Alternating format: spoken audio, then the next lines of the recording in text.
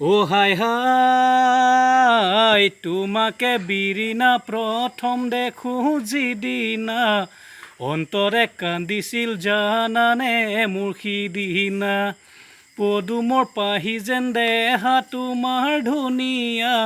তাকে লৈ কল্পনা কৰিছিলোঁ সিদিনা সোণ বিৰিণা সঁচা কথা কোৱা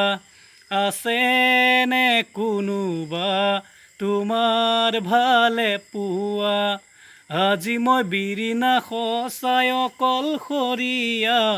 বনৰ পশু পক্ষী মোৰেনো লগৰীয়া জীৱনে মৰণে থাকিমনো একেলগে তুমিয়ে কৈছিলা মনতে ঐ পেলোৱা সোণ বিৰিণা জানো তোমাৰ কথা আগত গছত তুলি পাছত গুৰি কাটা